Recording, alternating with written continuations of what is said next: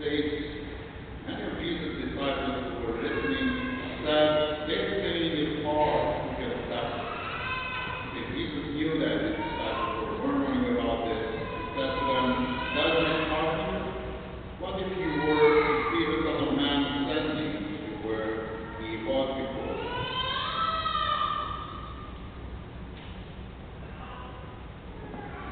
It is the Spirit that gives life, the flesh is of no avail. The words I have spoken to you are spirit and life, but there are some of you who do not. As a result of this,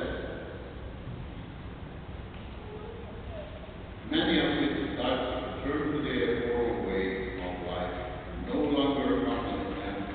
Jesus then said to the 12, "Do you also want to leave?" Simon Peter answered him, "Master, to whom shall we go? You have the words of eternal life.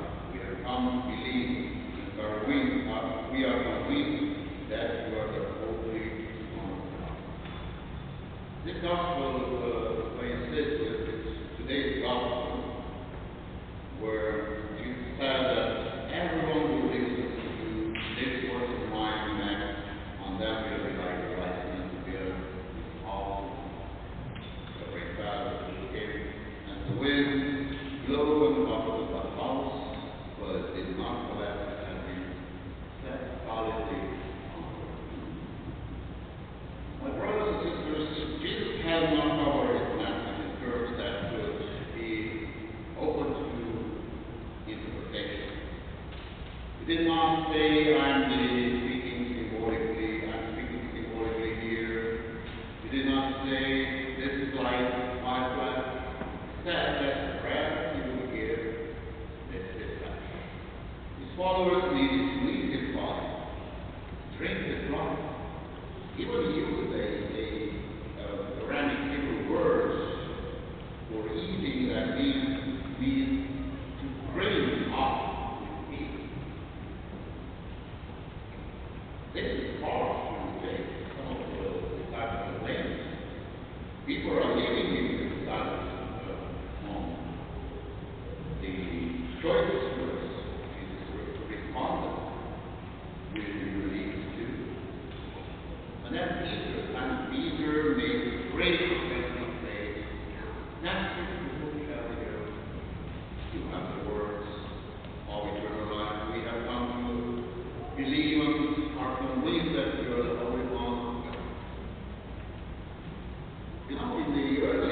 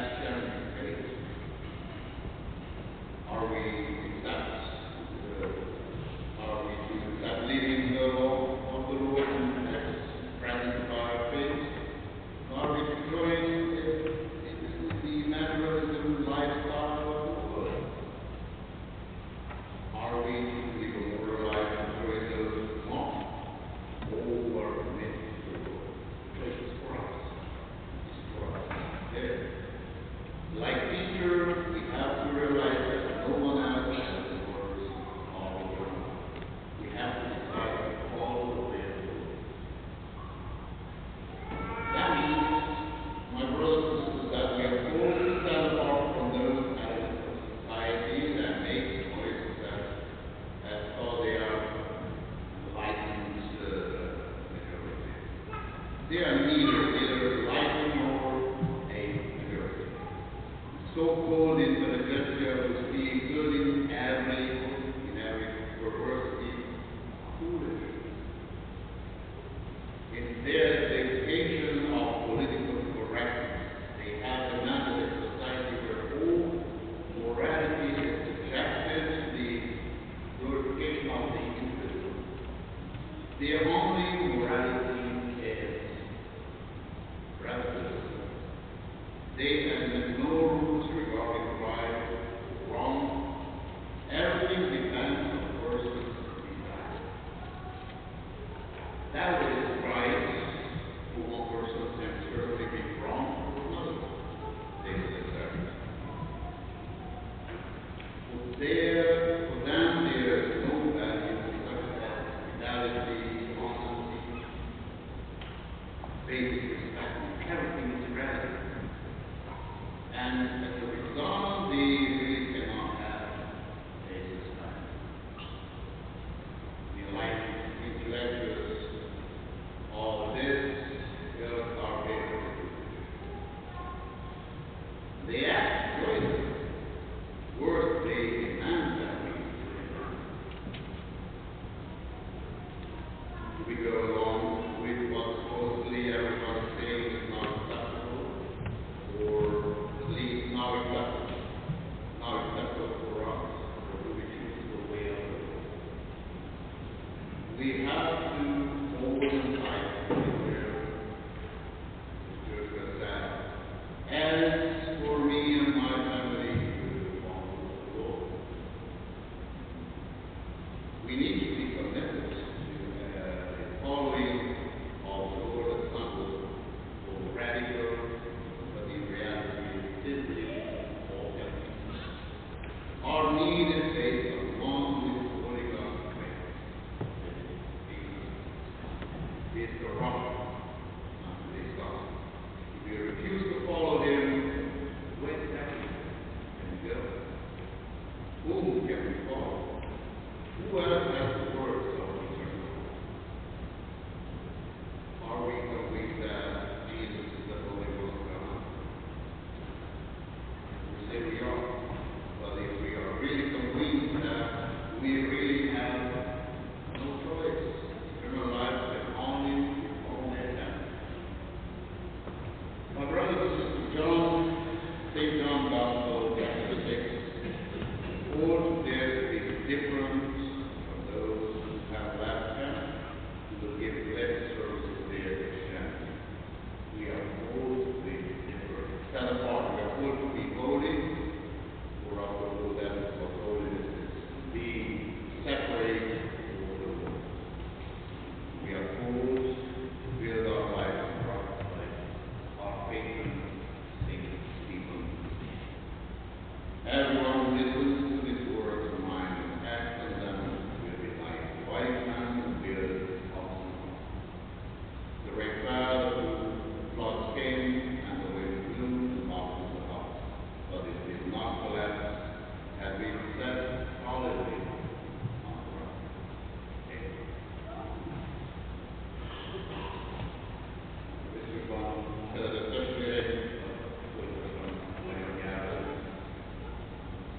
Királynőre emlékezzünk a mai napon, egyszer nő, újra hálát adunk Istennek, ezért a csodálatos férfiért, akinek olyan sokat köszönhet a magyar nemzet, hogy szavakkal az nehezen kifejezhető. Biztos akarnék lenni, azt mondanám, mint az egyszerű plébános, hogy Szent István havai prédikáció óta semmi újat nem tett, és érvényes havai prédikáció. Remélem nem okozott csalódást az néhány testvéremnek, ha a mai ünnepi prédikációban nem csak politikai oldalról közelítem meg a témát. Én gyermekkoromban gondolom, sokunk gyermekkorában Szent királyunkat első István királynak hívták Szent Arra a médiában. Ki sem volt szabad ejteni azt, hogy Szent István, Szent László. Első István, első László. Én a romániai történelem könyvekről tanultam, hogy elég rövid volt az ő élete, leírva,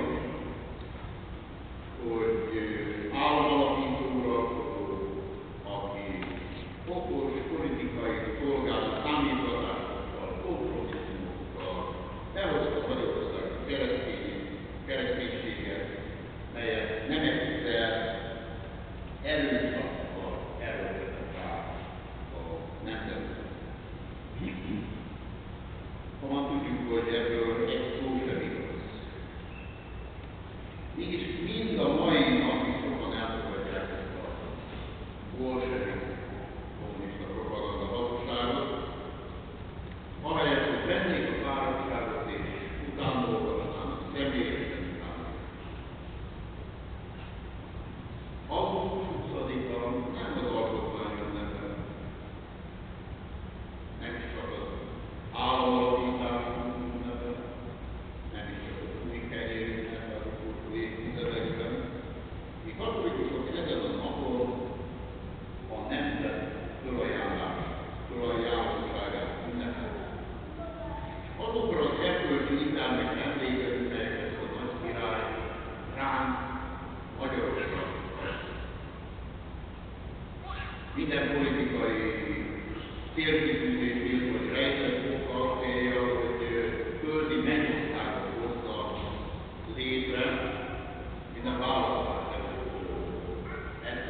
Ezt ígérik, ezeket ígérik gyanútlan szavazóiknak, hogy annak idején az egyik sokat utáltan ismert Kofi Géza mondotta, szavazz rám, lehetetlen is ígérni, szavazz rám, édesanyádról hajadok rám, bármit, szavazz rám. Szent István nagyon kevesek közé tartozik, aki ilyen olcsó, primitív módszereket soha nem alkalmaz. Többek között ezért lett ő a világ mindmáig egyetlen Róma által szentesített apostoli ura. Számára nemzet volt a fontos, nem a királyi szint megtartása. Nagyon jól tudta, hogy Magyarország nem maradhat föl csak Isten segítségét. És itt próbálnak belmagyarázni a történészek olyan dolgokat Szent István művébe, amelyeket nemhogy nem voltak benne, hanem nagyon sokszor teljesen éles szögeget nem praktikázott ő. Tárgyalóasztalok mellett nem keresett kompromisszumokat, nem hazudott össze-vissza hatalmi érdekből, hanem egyenesen Isten biztatás uralkodónak, a szabad ezt a meglepő kifejezést használ. Ő gerinces, férfias tartást adott a magyarnak meg, még úgy, ahogy meg is maradt.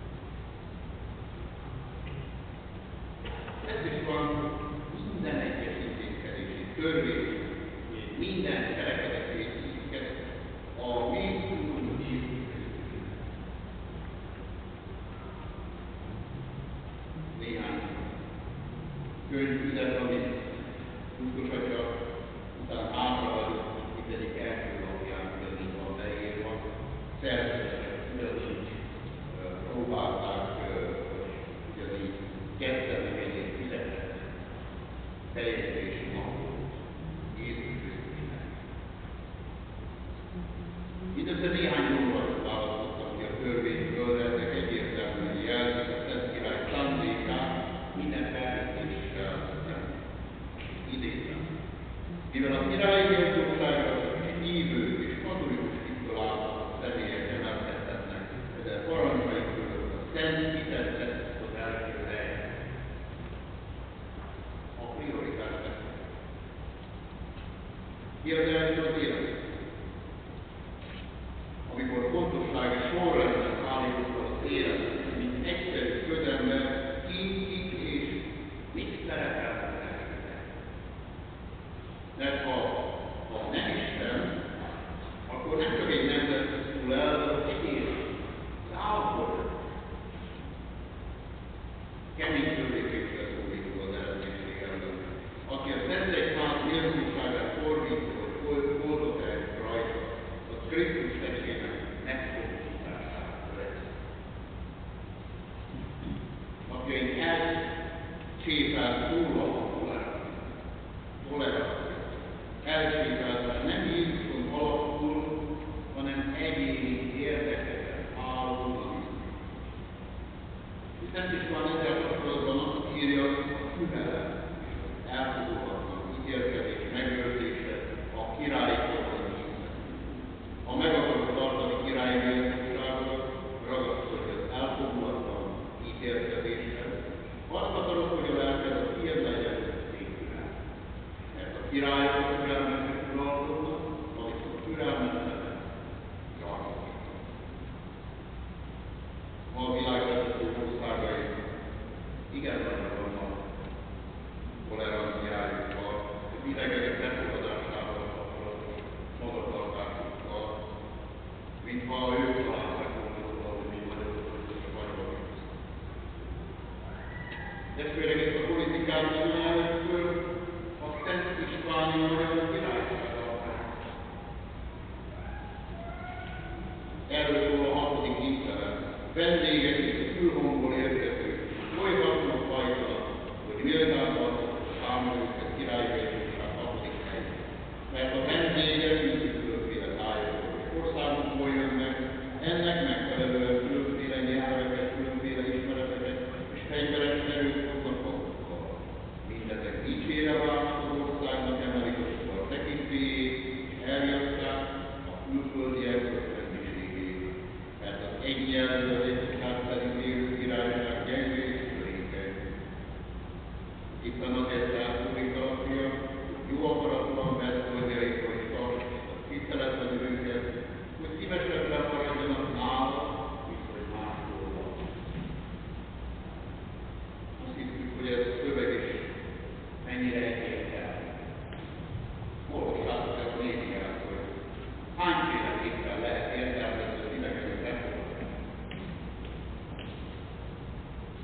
De abban az időben egyértelmű. Keresztény népek befogadásáról volt szó, nem ellenséges megosztó népek befogadása. Mert ekkor lett Európa Kárpát-medence a népek során. Minden jó szándékú ember letelepedett hazáról azokkal, és a magyar népnek, hogy a nép befogadó készsége bizony messze földön élet. Tehát később van ez az állam kialakulása, egymásnak uszított a békésen együtt élő Kárpát-medencei népek. Testvéreim, ahogy az angol nyelvű beszédemben is mondtam, hogy az evangéliumokról, hogy Jézus soha nem azt mondta, hogy én jelképesen beszél. Nem azt mondta, ez olyan, mint az én testem. Azt mondta, hogy a kenyér az ő testem. Híveit ennie kell, a testét inni az ő vére.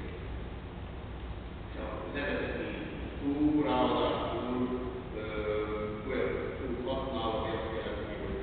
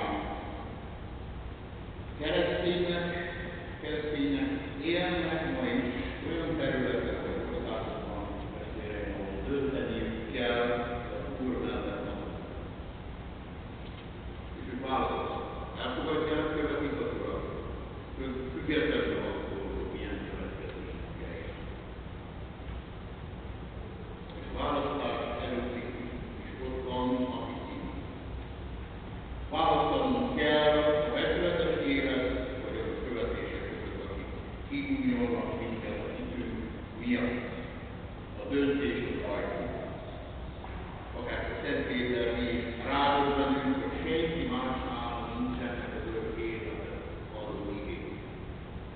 Arra vagyunk hivatottak, hogy Szent István király példáján felbújulva sziklára építjük az életünket, amelyet aztán nem több romboltál.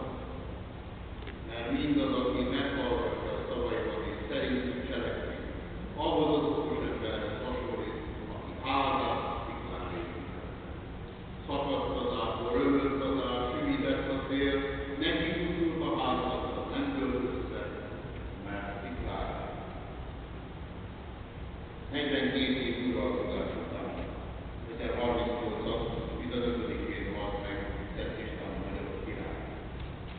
Boldogságos Szűz Mária mennybevételének napja. És utolsó szavaiban, gesztusával a magyar szent koronát felajánlotta a nagyboldogság. Krisztusban szeretett testvéreim, ez a magyar történelem talán legdicsőbb pillanat. A magyar nemzetnek a születését. Ezt ünnepeljük a mai napon. Vagyis augusztus 20-án, Szent István napja. És ezt a pillanatot ábrázolja a mi oltárképünk, és a legtöbb helyen, a legtöbb katolikus templom. Ezt a fölajánlottságot ismertető a Szent László, aki exhumálta dicső előtt, méltó helyre tette a koronát. Annak ellenére a Szent László, hogy az ő nagyatyát kapcsolta meg, Szent István. De Szent László, Szent István akkora uralkodó volt, hogy már László korában megpróbáltak egyesek eltüntetni köztudat.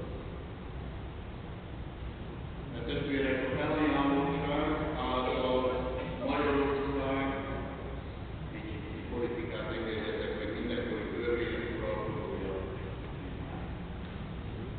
Magyarok magyarok. Jöhet hitleri szavak, megszálló szovjettanul. Kihirdették nagyképűen a magyar népköztársaságot. 1981 találkozó meg választás után Magyarország igenis királyság volt és még. Igazán alkotmányjogilag illegális volt a köztársaság 89-ben 23-án történt kikiáltása is, hiszen MSZNP központi bizottságának titkár sem akkor sem utána nem érdekelhetett véleményeket. Mai újra is odaadott a koronát. Majdnem jól tudjuk, hogy mindjárt négy nagyon jó. Köszönjük áldott Szent István királyról, felajánlotta a szeretett hazánkat már. Köszönjük Mária, magyarok nagyasszonya, hogy oltalmazott nemzetünket,